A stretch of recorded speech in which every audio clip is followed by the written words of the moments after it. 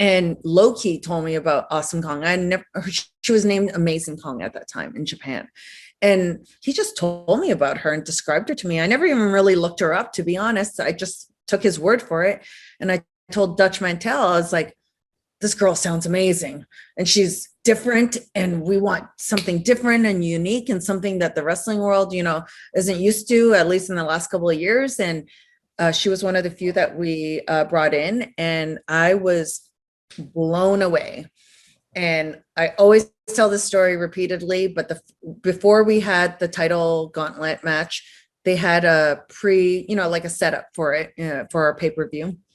And so it was me and Kong, a singles match with the girls around the ring and like a lumberjill match. And when she came out, because I met her backstage and she was sweet and all about Harry Potter and all this love, I'd never seen her in her gear. I'd never heard her entrance music. I'd never seen her perform.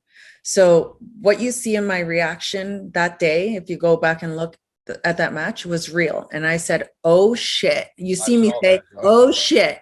And I was legitimately scared. And that's how believable she was and her aggression. And I love that because I'd already been through fit at that time. And I never really found girls who are willing to take it or be at that level of physicality. And I don't know, it was just magical from day one. And even Jeff saw it from day one. And he's like, I'm liking this Gail and Kong stuff. And then kind of ran with it. And at that time, because women's wrestling was kind of brand new again, they kind of left us and didn't overcomplicate the storylines. They kept it to a proper, basic, slow build. And as we all know, that's what works, right? To get the investment emotionally.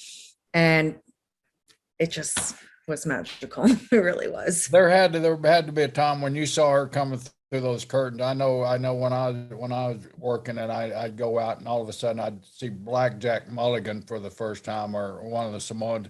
You're saying it, holy shit, what am I going to do with this guy? Yeah. How am I going to work with this guy? I mean, it's intimidating as heck. And it had to be the same for you, Gail, when all of a sudden out pops this curtain. You knew who she was and you'd seen her backstage, but now she's in that ring and there's a whole different appearance level once you're in that ring and you're facing face to face with these people. Yeah. It's scary. All I knew is that I had to bring it. And I did. I literally had to give my whole body to every single match to make it believable. But you know what? She took it. And she even told me one day after probably a couple of years of working together, she's like, you make me feel like I'm in Japan again. And I took that as a compliment. I was like, I just love that we could raise each other, raise the bar within each other and push each other and trust each other. And by the end of our run together, years later, I remember this is when her back got a little bit worse and we had a match. And I remember we were just kind of talking about something and her back went out right as the show started. So they kept on pushing our match back.